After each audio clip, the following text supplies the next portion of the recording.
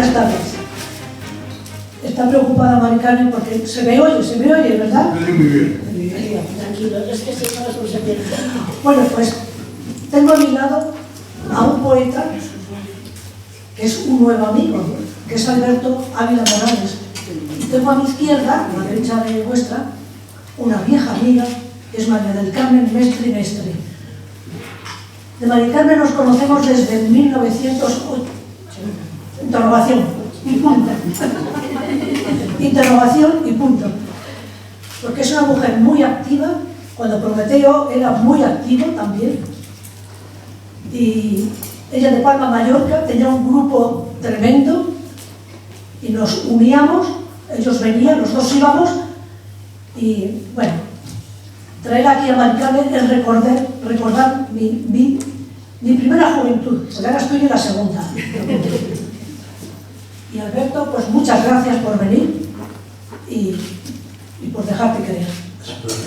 Voy a presentar levemente. Van a leer, pero van a leer a la limón 5 o 6 poemas cada uno, así es. María del Carmen Mestre nace en Felanix, Mallorca, licenciada en Filosofía y Letras. Trabajó en Radio España de Barcelona y posteriormente en Radio Mallorca como guionista. Años después pasa a la enseñanza como profesora de lengua y literatura en un instituto de Palma. Ha obtenido los premios literarios, el Nacional de Narrativa del Ministerio de Educación, el Nueva Gente de la Asociación de Escritores y Artistas Españoles. En narrativa breve tiene 4 huchas de plata. En poesía, los premios Alcaraván, Ángaro de Sevilla, el Virgen del Carmen, de la Armada y el Santa Teresa de Malagón. Ha publicado 5 poemarios y 7 novelas y varias colecciones de cuentos. Para no interrumpir la lectura, presento también a Alberto Ávila Morales, que es madrileño, fotógrafo, cantautor y poeta. Ha trabajado principalmente como fotógrafo en galería, en publicidad y en catálogos de moda, perfumería y joyería. Ha realizado trabajos de fotografía sobre arquitectura e ingeniería para TIPSA, arquitectos. Como cantautor fue finalista en el Festival de Benidorm de 1980, donde ganó el premio a la mejor letra de canción, y fue ganador también en el Festival de Brunete en 1982. Edita con la discografía Phonogram Philips un LP con el título Alberto Morales. Como poeta ha publicado 6 poemarios. Colaboró en la revista Entre Letras. Ha participado poéticamente y musicalmente en varios homenajes, entre ellos los dedicados a Carlos Oquendo de Amat y en los de las artes a Miguel Hernández. Bueno, pues esta tarde ya mandan ellos, tienen micrófono libre y ya les paso a ellos la palabra. Muchas gracias. Vamos a empezar con la dama, aunque ahora la dama le da mucha rabia que sea la primera, porque lo vamos a hacer. Mari Carmen Mestre Valero. Muchas gracias. En primer lugar, he de dar las gracias, por supuesto, a Ángela Reyes, mi querida amiga, que ha tenido la deferencia de acordarse de mí para que pueda compartir con todos vosotros unos fragmentos, no asustaros, unos fragmentos de mi trayectoria poética. Sí quiero comentar, porque es una cosa que me parece curiosa, que me considero una poeta tardía, puesto que mi primer poema oficial lo escribí o se publicó cuando ya tenía 35 años y fue con ocasión de asistir a una entrega de premios de poesía y después de estar una hora escuchando la belleza poética al llegar a casa me había impregnado de tanta poesía que dije yo voy a intentar escribir un poema. Escribí el poema, lo titulé No tengo llave para abrir tu palabra, sobre la incomunicación. Y como en aquel entonces dio la casualidad que se convocaba un concurso, tuve la osadía de enviarlo, pero también tuve la suerte de que me seleccionaran. Entonces, al quedar finalista, me dijeron, bueno, mira, el organizador me dijo, voy a hacer un libro con los poemas que se han seleccionado, más uno más.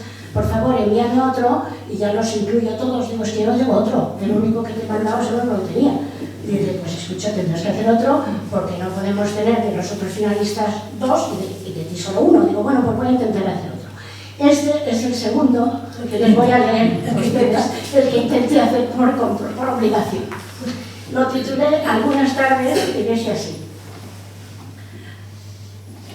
Algunas tardes tienen color caramelo, con matiz avellana y crujir de hoja seca. Saben a la nostalgia de abrir un cajón y encontrar la foto liberada del álbum. Algunas tardes huelen a naftalina, a perfume impregnado en pañuelo de encaje. Llega hasta la boca una gota de amargo recuerdo. Siempre es amargo un recuerdo, aunque sea dulce. Algunas tardes son ásperas, como la tierra antes de la lluvia setembrina. El inocente motivo te desafía desde su rectángulo y cierras con rabia el cajón, queriendo dejar dentro la memoria, porque hay fechas separadas por abismos en los que se cae irremisiblemente. Luego solo queda esperar a la noche para que el sueño se lleve la dolorosa impresión de la tarde. Dentro de este mismo cuadernillo, que forma parte de una revista que publicaba mi marido, en paz descanse, Octavio Aguilera, una colección que se llamaba Bajarí, me incluyó unos poemas bajo el título de Algo que declarar, y de este mismo cuadernillo voy a leer este segundo poema que dice Ruptura. Cualquier día me romperé en 1000 pedazos, como la figurita de porcelana caída del estante que soportaba infatigable su jarro de flores, o la carta escrita con despecho que se destina al cesto de papeles en diminutos cuadros ilegibles. Me haré jirones y mis trizas serán lazos de adornos sobre los cuellos de camisas blancas. Me repartiré a ritmo de baraja en un juego amistoso para darle al amigo el as de corazón. A ti te quedarán unos pocos fragmentos de un hombre y de mujer para conservar en una vitrina de delicados objetos. Y de vez en cuando pensarás que hubiera sido hermoso tenerme toda entera. Voy a leer otro poema que se titula Por aquel entonces, y ahora, 40 años después de haber sido escrito este poema, no sé si es que me anticipé al sentimiento con anterioridad, o creo que tal vez sería más oportuno haberlo escrito ahora, pero lo escribí hace 40 años y dice Por aquel entonces. Por aquel entonces era rica en tiempo. La juventud me excedía por todas partes. La eternidad de mis horas se llenaba de creencias en iglesias sombrías, proyectos de jardines en luces de lunas, ídolos de carne, dioses de la música, cantos de viaje, cine de aventuras, y todavía me sobraba el tiempo hueco del hastío. No supe ni cómo ni dónde invertirlo, ya todos los bancos del mundo estaban llenos de mi tiempo. Lo derroché en vanas palabras, en presentes que apenas lo fueron, en dejarlo pasar con indiferencia. Ahora no me queda tiempo ni para el recuerdo. Si alguien pudiera darme un poco de su tiempo, lo cambiaría por una sonrisa de las pocas que aún poseo. Por aquel entonces también era rica en sonrisas, pero el desengaño acabó arruinándome. De aquel entonces tan solo conservo una rosa estrujada en un libro de leyendas y unos versos como estos, escritos sin tiempo y sin sonrisas. Y para finalizar este mismo libro, voy a leerles un poema que dediqué a mi padre en un homenaje que le hicieron, que mi padre era un excelente profesional de la psiquiatría, desde mi punto de vista un gran poeta, no del todo valorado, pero que al hacerle el homenaje yo me sumé con este poema, con el que cierro el librito del Algo que declarar. Lo titulé Padre, como se llama. Dispones de lo bello con la misma gratuidad con que se adorna el lirio silvestre, calma su sed el agua y el vaivén de la mecedora adormece al niño del recuerdo. Te resulta demasiado fácil convertir en fragancia el aire mancillado, en salvo al murmullo del rezo, en dulzura los gajos de la palabra amarga. Traductor del texto guardado en las estrellas, dominador del rito que amansa la locura. Nunca me revelaste el secreto de la vida de las musas, ni el tesoro de las gracias que velan tus noches de insomnio. Me enseñaste a leer el alfabeto de los versos y a seguir el canto de la sirena poética, pero no lograré imitarte porque desconozco el arte de copiar la transparencia de la idea bella y bautizar con nombre propio la vulgaridad de las cosas. Mis balbuceos tantean la oscuridad buscando la luz, la música de las estrújulas y el colorido de las cintas que coronan los mitos. Voy a la zaga de tu historia y renuncio a la herencia de la inquietud que me has dejado. Debo cortar el cordón umbilical del verso que a ti me une para nacer página de un libro tuyo. Solo así, por una vez, podré sentirme realmente hermosa.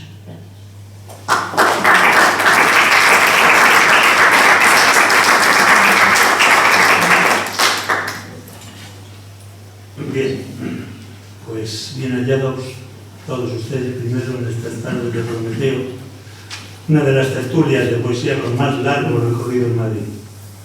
Siendo uno de los integrantes de ella, junto a mi compañera María del Carmen Mestre, haré un recorrido por mi trayectoria poética.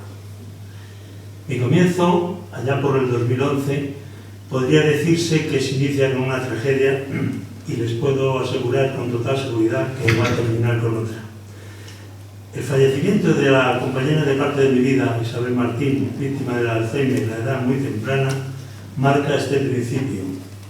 A ella le dediqué el primer poemario, a la Isabel, Gritos de amor contra el Alzheimer, que fue un pequeño capricho para la familia y que más tarde fue editado por Siarki Marín. Voy a pasar a leerles 5 breves poemas de este poemario. El primero dice así: entre la soledad, con tu abrazo diluido en el río de la vida que nos lleva, entre la soledad, con tus besos quemados por tantos otros besos, entre la soledad, con tantas otras soledades que se aunan compartidas, entre la soledad, con ese inmenso vacío que ocupa tanta gente, alzo mi grito que se pierde entre mi soledad y el vacío de tu mente. El segundo te habla de unas sensaciones que uno tiene como cuidador y dice así: te hablo y no me entiendes, me pierdo y te diviertes, veo como tu mente teje 1000 ideas, 1000 palabras que se pierden entre el aire que nos rodea y el cerrojo que a tu boca dan los dientes. ¿Qué clase de amor pudiera despertarte, bella durmiente? ¿Qué clase de príncipe fuera quien con su beso de amor destejiera telarañas de ese ensueño que hoy a tu mente se pegan? Haciendo un recuerdo de sus años más juveniles, el poema dice así: vuelvo a recordar y te veo niña con tu pelo negro ala de cuervo, con tu risa alada saltando de calle en calle, de peña en peña, con tu mirada verde entre la jara, de un tono más gris y entre la niebla andabas. Vuelvo a recordar y te veo mujer, más entera, más callada, con la sonrisa de una Gioconda, con la mirada verde olivada, más en tu esfera de madre, aun cuando esa dicha fue negada. Vuelvo a recordar y me espanta que en tu mente no haya nada de aquel joven fuerte, risueño, ágil, de mirada alocada. No existí, no fui nada, y te juro, por Dios que te juro, que sangro por llevarte esa ventaja. El cuarto poema es un recuento de una serie de cosas que nunca pudimos hacer. Y dice así: nunca iremos a la isla de Avalon porque tal vez se vaneció en la niebla. Nunca retrasaremos lo innegable entrando en Shangri-La. Nunca volaremos en alfombra la ciudad de Samarcanda. Nunca bailaremos danzas sufís al atardecer en Timbuktu. No llegaremos a tocar el cuerno de aquel unicornio blanco. Ni recogeremos cangrejos en los canales de Marte. Nunca visitaremos a Peter Pan en su país de niño caprichoso. Ni gritaremos a la luna de Tebas junto al Valle de los Reyes. Nunca beberemos junto a Nefer Nefer en su copa de lapislázuli. Pero cuando para mí tu verdad y mi verdad sea incuestionable, sabrás que hemos ido, hemos retrasado, hemos volado, hemos bailado, hemos tocado, hemos recogido, hemos visitado, hemos gritado y juntos bebimos hasta perder la razón y nos fundimos junto a ella en su valle de olvido.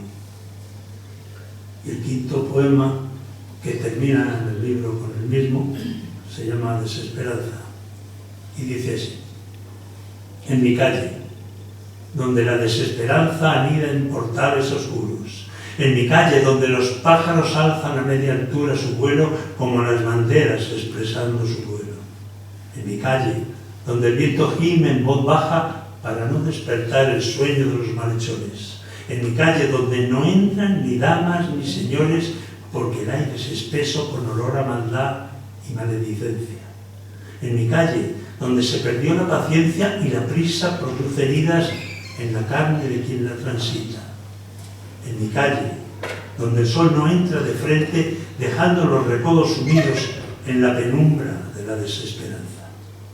Gracias.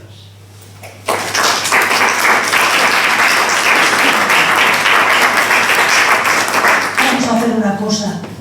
Vamos a reunir todos los aplausos y al final se aplaude. Estamos 30 minutos aplaudiendo. Sí. Venga, Maricarmen. Muchas gracias. La otra parte. Muchas gracias. Ahí. De mi libro titulado Solo para todos, voy a leer dos poemitas. No tenían título, es un libro al que dediqué más intencionalidad que formalismo, es decir, cuide más el mensaje, lo quería transmitir, que la forma, como lo hice. O sea, que me disculpo porque no, bastante normal. Quiero decir que suena un poquito al manifiesto. Es uno que es antireligista, y dice así: velad el sueño de las armas para que no las despierte el ruido de las ráfagas ni el estallido de las explosiones.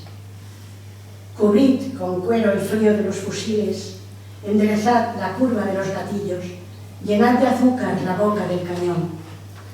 ¿No veis que los ríos se desbordan, los vientos se desmandan, los seísmos resquebrajan la tierra, los volcanes se enfurecen y la muerte no libera ni a uno solo de los nacidos? ¿Por qué este esfuerzo de violencia, este gasto destinado a destruir, si la naturaleza lo hace fácil y gratuitamente? El otro poema lo titulé, empieza diciendo: cuesta mantener el voto de formalidad.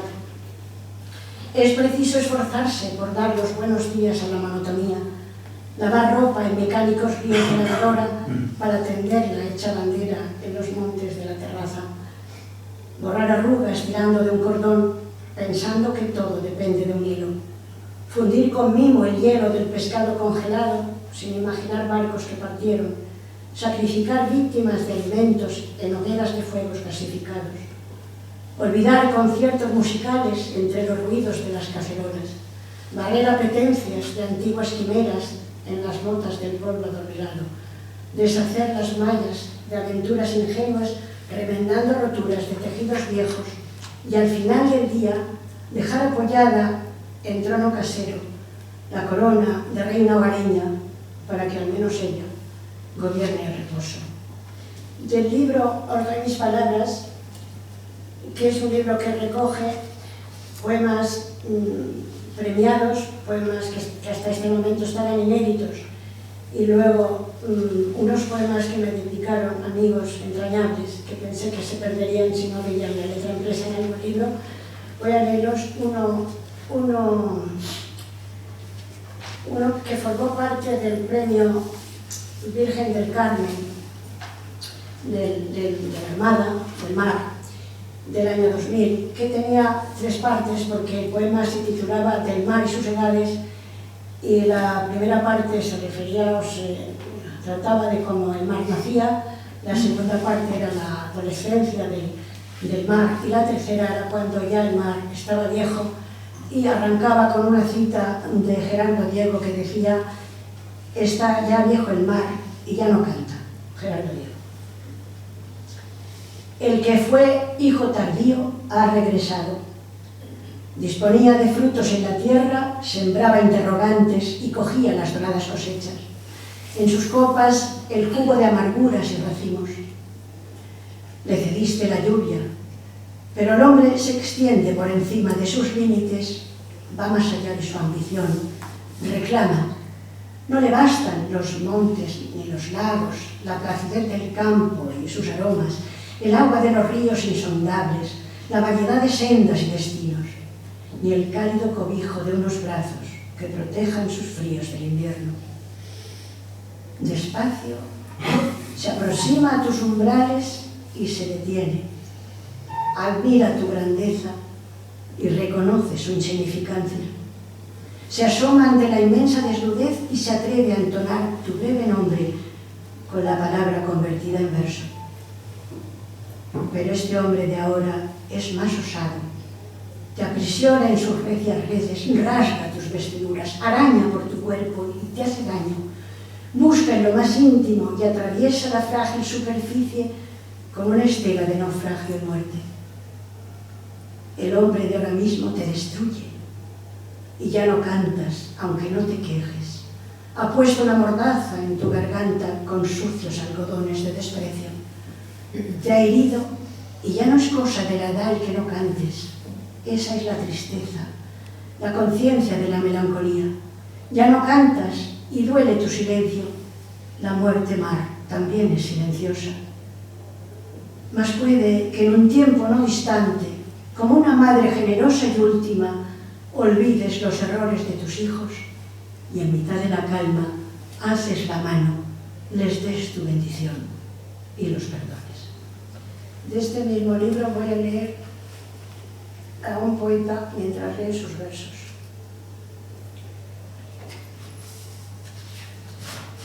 Lo tengo a mano, que es poco.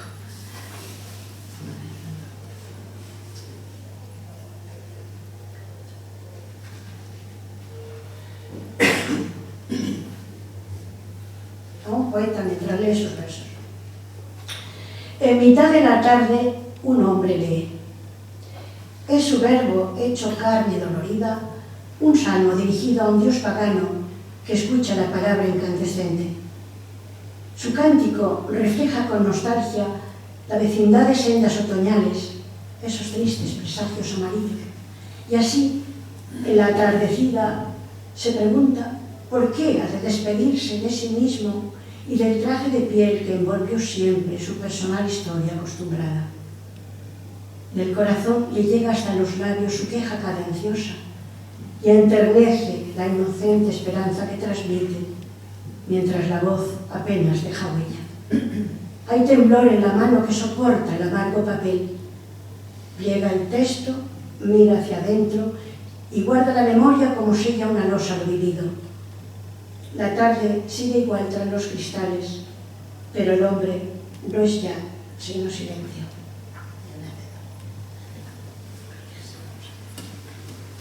Bien, pasamos ahora a mi segundo poemario, con un título bastante comprometedor, La muerte de Dios. Ya sé que Nietzsche, que no hace antes que yo había dicho algo parecido. En mi caso viene a cuento de un estúpido y monumental enfado por la muerte de mi compañera contra aquel que nunca aparece, lo llaman el sumo hacedor.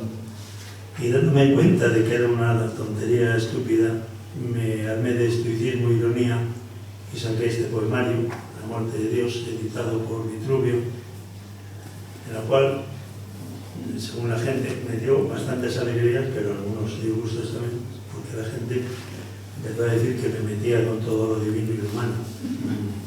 Debió ser parte de este enfado. Empieza con una cita de Eduardo Galeano que viene muy a cuento, que dice: el mundo de hoy invita a ser indigno. Luego en el libro guardo unas cuantas citas también mías. El primer poema que tengo aquí, al principio yo no ponía título a los poemas, me parecía que era un poco, no sé, comprometido decir ese título, y luego cualquier que lo oyera pues se lo ponía a lo mejor diferente. He cambiado una palabra, que la tengo aquí, pero me parece muy fuerte para tantas damas que hay aquí. Y en vez de decir jodidos, digo estúpidos. Somos la única especie de estúpidos animales que miran a través de cristales cuando queremos ver de un color diferente el asunto que nos ocupa.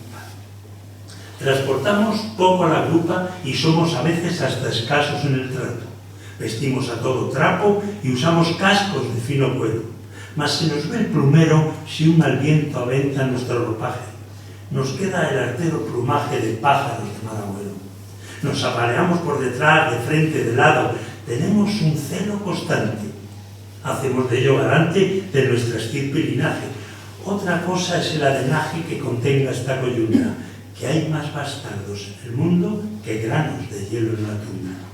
Tenemos todo un muestrario de dioses a nuestro alcance. Los ponemos a cada trance a apacentar nuestros miedos. Que solo es eso y no espíritu, por lo general el misterio.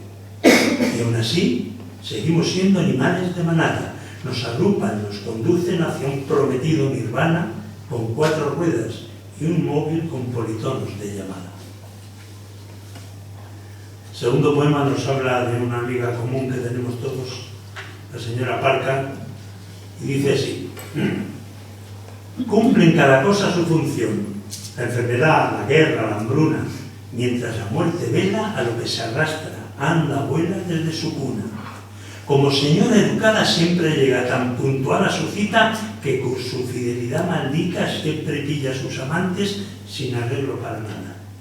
Temprano levantó el vuelo, temprano sembró la madrugada de azucenas de agonía con su cortejo de duelo caminando hacia la nada.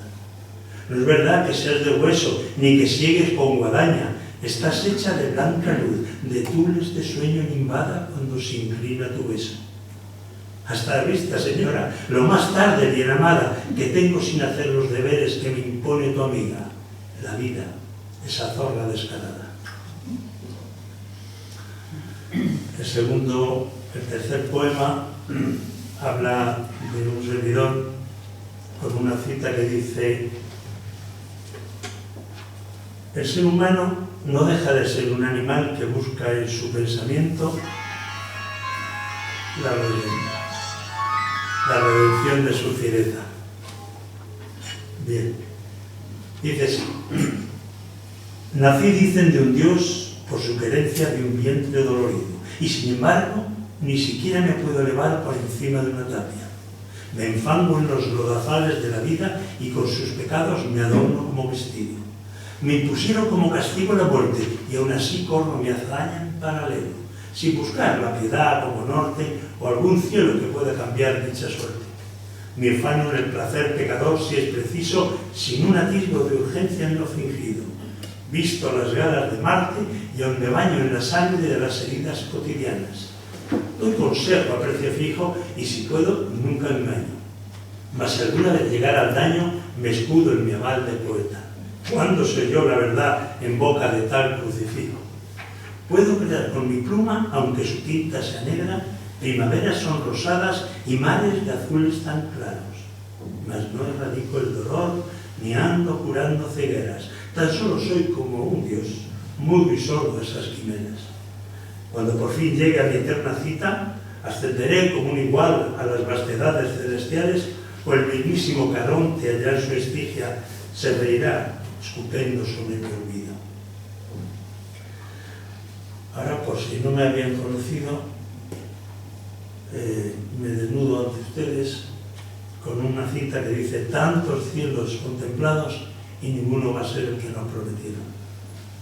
Y dice así: el más canalla de los poetas, ese que glota a Satán en sus ascetas, en la libidinosa cueva del deseo, quien no respetó desde el cadre de una celda el lecho del Himeneo, ese que lanza los versos como puñales contra la gente, todavía ama, todavía siente como la flor se abre a la mañana, como un rayo de sol entra por la ventana y reconforta al doliente, siempre a vueltas con su mente que no se vea el desvarío.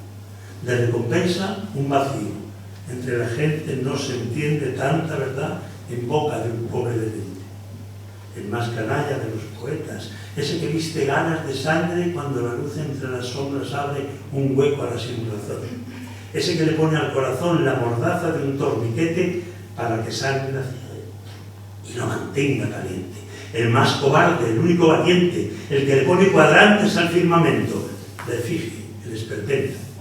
Ese que hoy, lector, te saluda entre la certeza y la duda, entre la risa y la amargura, entre el miedo y la locura. Entre tanto y entre medias, tu aquiescencia o tu negación. ¿Qué importa si ya de la vida conozco todas sus trenzas? Yo, el más canalla de los poetas. Y para terminar, también termina el libro este poema y dice, otra cita mía, le dice: no hemos sabido ser dioses, por eso acabamos siendo sombras. Cierra y le da el título del libro y dice: él ha muerto, yo lo he matado con mi indiferencia, con la luz de mi ilustrada ciencia. Tú lo mataste con tu búsqueda inaudita de esa infinita nada que nos amenaza. Jugamos la baza y ganamos. Ellos lo mataron con la desdura de un saber impreso, que aun en prosa o en verso les narraba las delicias de una libertad absoluta. ¿Qué importa si vivían en palacios o andaban en gruta? Lo importante era saber, no intuir.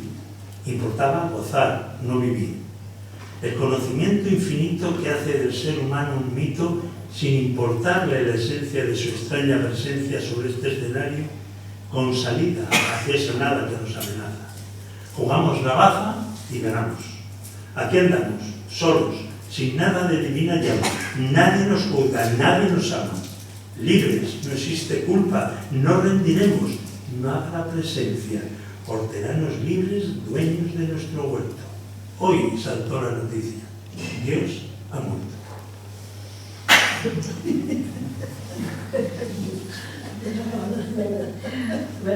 Voy a leerles. Yo soy Luis. Sí, porque ahí vino para encontraste un poema religioso. Aquí un reto. Así hay un equilibrio ideológico. Voy a leerles el poema de La nada a la luz, que ganó el premio de Maragón de Santa Teresa.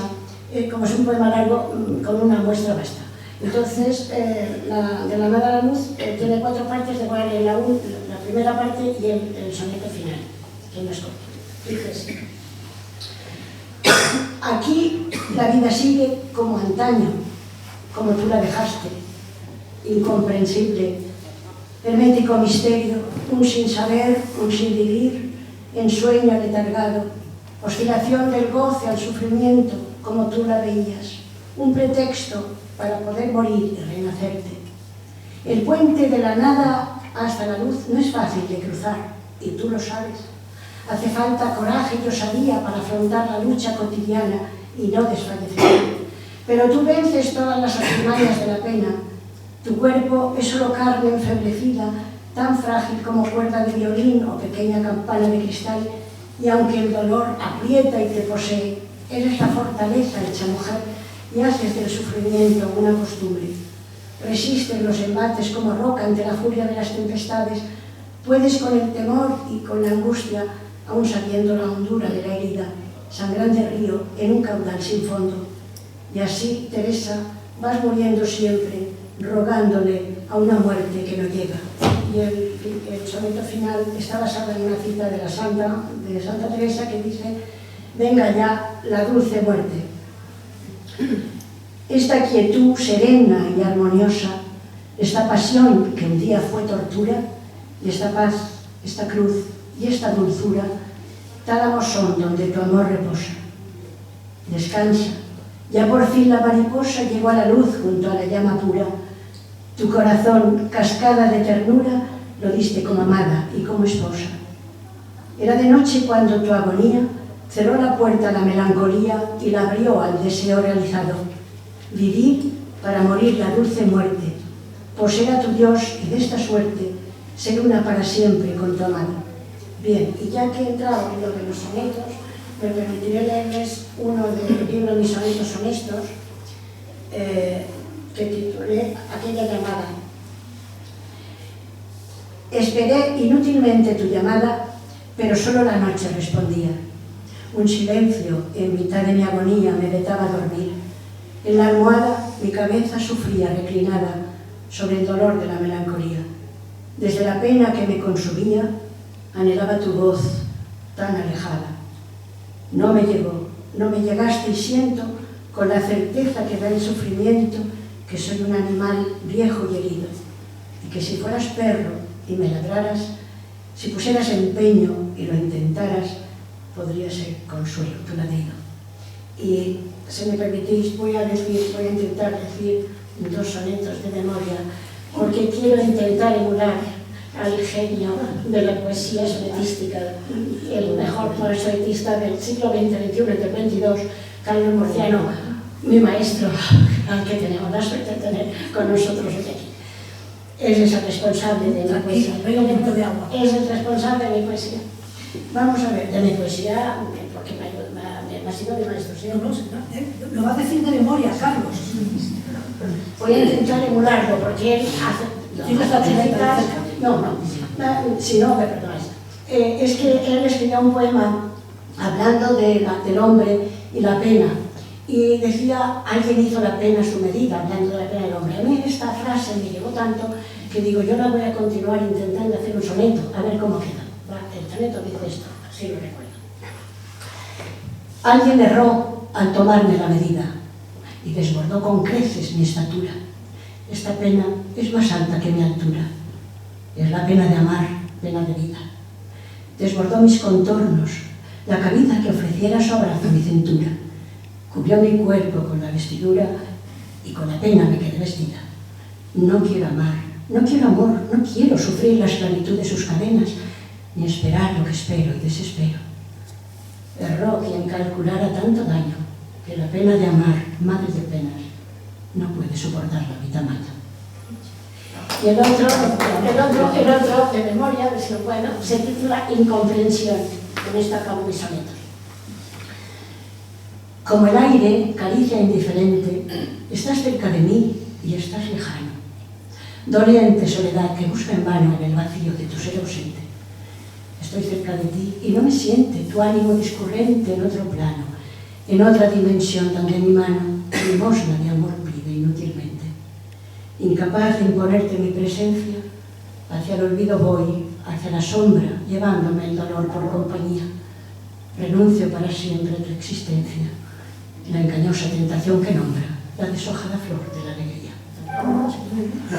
Ya, ahora le dejo a él porque luego yo ya acabaré con mis 2 meses. Tú tranquila, para el tiempo soy yo, tú tranquila. Ya está, me queda al final. Alberto, pues yo si no me pongo las gafas y lo leo, no recuerdo nada. Tú no me vuelvas, no.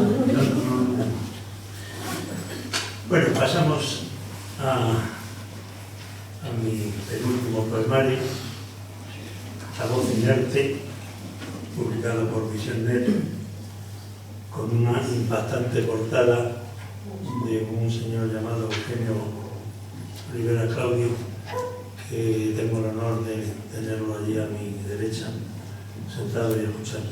Aquí está tu magnífica portada del libro. Y dentro hay unos poemas. Este es un poco más ya una reflexión sobre la existencia humana. Yo creo que se me escucha, ¿no? Sí. Bien. Ya decía, con una posible más reflexión filosófica sobre la existencia humana. El primer poema da título al libro, La voz inerte, y dice así: Este que aquí te habla es la voz del hombre, con el tiempo en su alcance, escucha. Podrá ser el paladar del viento que en su oquedad lo envuelve, el lamento de la piedra con su lengua de dolor, la cortada rosa en su ajada belleza, o esa sombra a tu paso desleída sobre un charco. El trabajo agotó su juventud, la nieve techó su medianeza, la muda pregunta seca su postrer pensamiento. El segundo poema viene muy a propósito porque hace poco se ha conmemorado un nacimiento de Miguel Hernández, y esta es una carta que le escribí, que dice: Carta a Miguel, de Orihuela. Aquí te escribo, Miguel, en esta noche incierta de continuidades, intuyendo que la pluma no se alía con la calma. Aquí te escribo por si acaso anduvieras perdido sin noticias, aunque sé que a ti ya el tiempo ni te ofende ni te ultraja. Sabe que este patio de vecindad, este patio que nadie alquila, sigue con el mismo polvo sin pasar la escoba, que seguimos con un fantasma de estandartes y un mito de patrias, que nos une un clamor de saliva contenida y un resplandor de los dientes al acecho. Ay, Miguel, que la sangre sigue lloviendo boca arriba y las azucenas enturbian los caminos.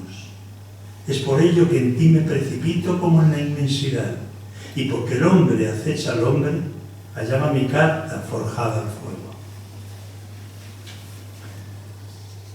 El segundo poema nos habla de un sospechoso vicio, y dice así: leyendo a los poetas que bajo mi vista afirman, aprendidos ya por la sombra, caigo en la sospecha de que el poema socava, mina toda presunción de seguridad, amenaza las palabras con el vértigo sutil de una pirueta, aunque a veces el olvido en su oficio lenitivo la suavice, pidiendo de prestado como denuncia aquí en el papel el personaje con quien convivo, se me figura poder llegar a alguna altura en todo aquello que ando poniendo la luz.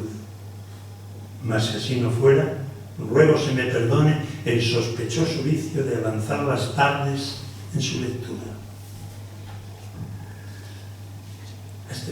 Este poema viene aquí también muy a propósito porque se llama Prometeo encadenado, y dice así: todo en ti es jornada de retorno o cruzapuerta de la memoria, cuando hasta nosotros llega otra vez el olor de su recuerdo. Cada estación trae consigo el aroma de los pasos que anduvieron en este infierno, aunque nunca es habitable el olvido. Así, atado como Prometeo a las cadenas de la vida, consumo el suceso de cada momento. Asomaos y ved, pues, cómo sonríe la sombra mientras por su placer llora el ingenio. Giro en esta noria molinete del tiempo. Este poema se llama Una tormenta y en tu cama, y es un poema que al cabo de decirlo tiempo me di cuenta que tenía una musicalidad enorme.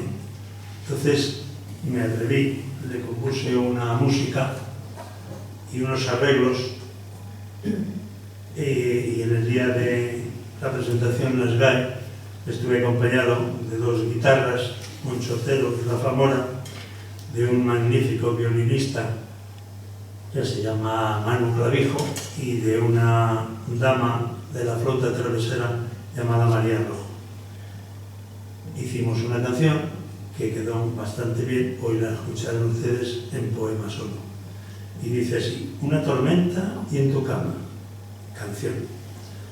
A veces un relámpago alumbra la oscura noche que llevo por compañera.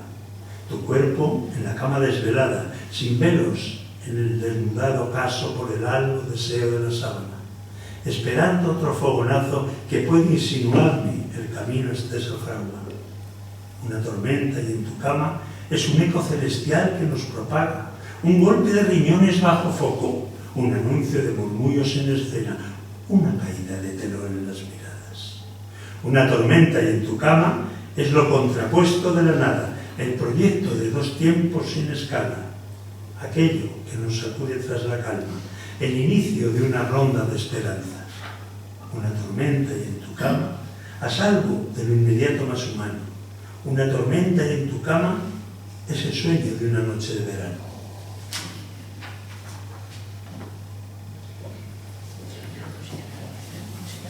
Sí. Pues yo voy a leer los dos últimos poemas del libro La estación tardía, uno que es muy alegre, se titula Mi tristeza. Mi poema esta noche nace triste, porque quiere contarte mi tristeza. Estoy triste, tan triste, que no tengo más que ofrecerte sino mi tristeza. ¿Cuánta tristeza cabe en un ser vivo? Inagotable pozo de tristeza. Nadie podrá estar triste en esta noche en que yo me apropié de la tristeza y está viviendo en mí, dueña y señora de esta triste posada de tristeza. Tengo la forma ya de la tristeza y triste está mi voz cuando te llama. Soy solo una tristeza entristecida que no entiende por qué tanta tristeza. Está mi cuerpo triste y mi alma triste hasta la muerte, que es también tristeza. Voy tristemente desde una tristeza a otra aún peor, más triste todavía. Y desde esta tristeza que te queda, con toda la tristeza represada, solo quiero que sepas que estoy triste, porque tú, mi alegría, estás ausente. Y para finalizar, voy a leer el poema que fue premiado. ¿Puedes leer tres? Bueno, pero este es un poquito largo. Como el otro yo procuro repartir los tiempos. El último que cierra el libro de La estación tardía es el tren tardío, y dice, y con esto acabo: este tren sin edad no llega nunca y está llegando a cada instante. Pasan vagones, rostros, sombras, apagados perfiles, gestos, silbos estridentes.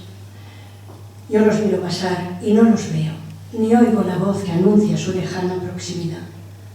Hay trenes como olvidos, trenes como paisajes, trenes largos como ríos de sueño y soledad. Pero este que yo digo es otra cosa. Es el tren del adiós, el más tardío, el que deja su estela de raíles inmóviles, sus vías paralelas buscando la fusión del infinito. Atrás quedan las huellas del recuerdo, juventudes perdidas, no olvidadas, y un retazo de infancia en los balcones, voces oscuras, cantos silenciosos, poemas encerrados y amarillos y un amor en lo alto de la cumbre, presto a rodar o a sostenerse intacto. Pero es mejor no ver, cegar los ojos con la máscara negra del olvido, dejar pasar, dejar cruzar las cosas, los trenes lentos de la madrugada, donde dos bocas unen sus heridas al vaivén del vivir y se demoran en el amor como si perdurase más allá del espasmo y su gemido.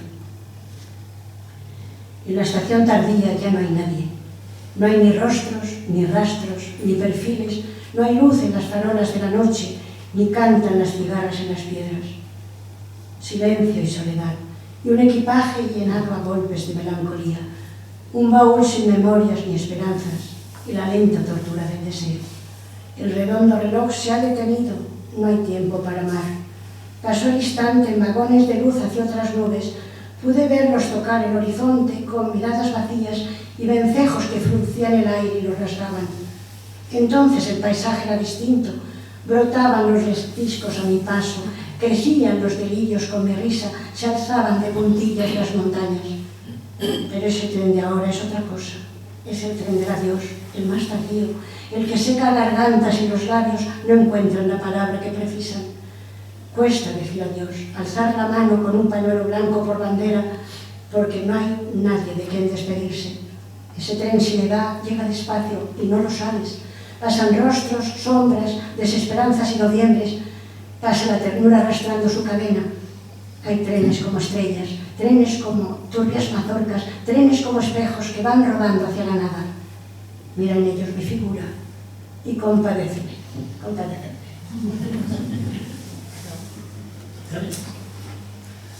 Bien, el último poemario del año pasado, de 2024, se llama 40 huellas y una denuncia. Son las huellas que el ser humano va dejando en la tierra, en el papel cuando escribimos y en las ondas sonoras cuando hablamos. Lleva una portada que todos la reconocerán, también hecha por él. Esto es la pisada del hombre en la luna, y esto es una sentencia de la Inquisición que hemos encontrado por ahí. y que nos dice que los poetas estamos todos condenados. Unos más que otros. No más que otros. Se divide, ya le digo, en 3 partes. En la primera parte, que es la tierra, el primer poema dice: entre 2 aguas. Aún no me siento tan viejo como para canonizar lo cotidiano, ni tan joven como para obviar lo inevitable. Pero ya el aire se vuelve frío y la noche se alza más alta. Ya no rosean las albas, como cuando tu aliento floreaba en el hueco de mi adormecido oído, y nuestros perfiles araban la lisura de la concha. Ahora la claridad alumbra el riesgo y la torpeza invade los raíles del día. Ya no busca la estrategia de la sombra, la alevosía de la noche. Perdida aquella plasticidad del rostro, de cobre y sol acompañada, siendo el mismo que eras, temes la complicidad de las horas, sabiendo que ya no tienes lo perdido, porque has gastado aquello que tuviste. Digo, si estás vivo, vive y enhorabuena. Segundo poema, también a la tierra, se titula Como los hijos de la tierra. Ni tan fragoroso como el nublado mar, ni tan quedo como el núbil suspiro. Así llegas, fecha sin nombre, pero segura en su cita, perennal entre lo vivo, buida de tristeza. Vengan a mí el relámpago de tu mirada, la herida de tu caricia, el ahogo de tu beso. Quisiera unirme a ti vertical sobre la tierra, a ser posible la suerte mirando a la luz violeta del sol al huir del mar. Lleguen a mí sus espumas últimas, enroscado al rizo de su ola, crispada la mano sobre la arena, como se van los hijos de la tierra.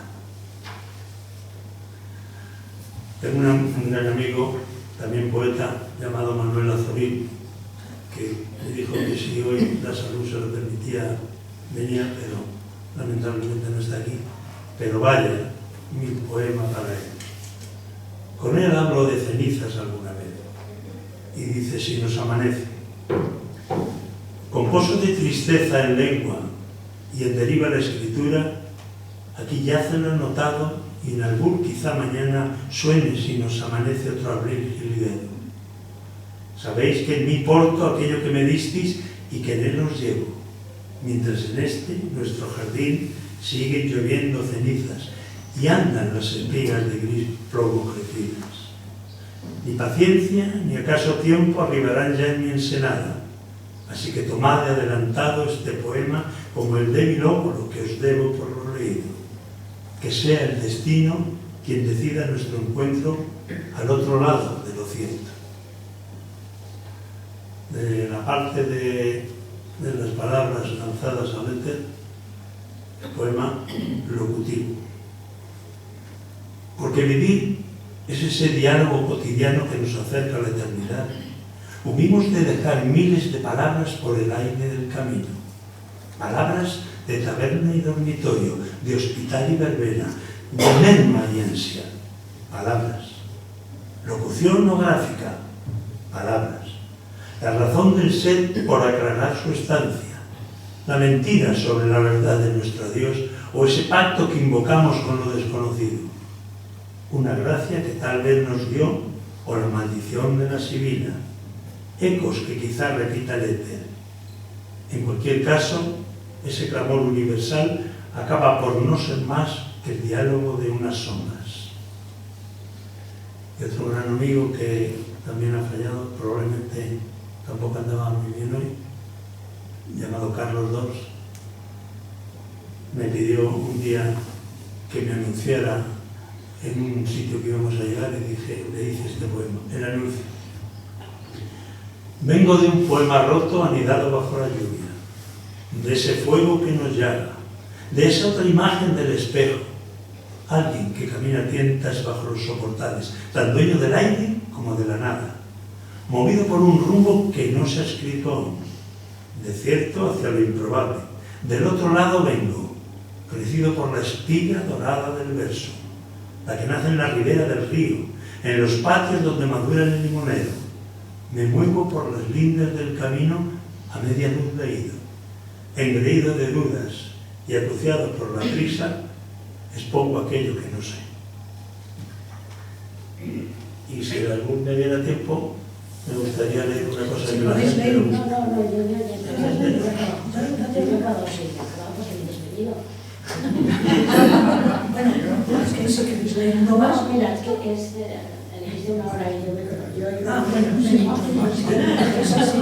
Leo un inédito porque esto a la gente le gusta mucho, no sé por qué. Dices, para acabar un inédito. No lo vamos a ver. No. La siembra. Quedándome tan poco tiempo como a aquellas otras sombras que acompañan mis décadas, vengo a notar que el viento trae las mismas quejas y argumentos que aquellas pasadas tormentas. Me urgen tantas palabras en la cueva del paladar que por fuerza he de escupir toda la saliva que arde en su interior. No pongáis etiqueta a todo ello, que soy de la misma tierra que contuvo vuestra espiga. Tal vez alguna más dorada, más granada acaso otra, pero con igual gorgojo dentro. Venimos de la misma sementera y tegumento, puede que más alburia y espeso algún que otro, pero la misma densidad de lo desconcierto. O si no, ved qué espanto nos acoge al llegar la oída al otro lado. Seguimos sin encontrar, ¿acaso no nos perdonará nuestra conciencia la luz del conocimiento? Buenas tardes, don Ramón Irigoyen. Un placer.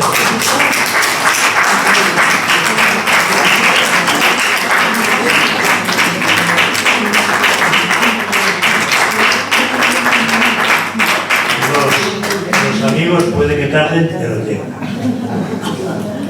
Muy bien. Queridos amigos, muchas gracias. Yo tengo un nuevo amigo, aunque te he visto en muchas reuniones. Sí, No pero nos decíamos ni hola. no es peor todavía. Siempre me llamabas, mi nombre era Carlos, Antonio. Alfredo, Abelardo. Oye, Abelardo, una No, cosa. sí. Sí, es que Yo siempre decía, he venido solo, no ha venido Eloisa.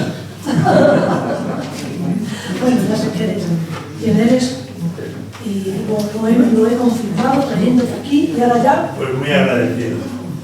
Alberto y mi amiga María del Carmen.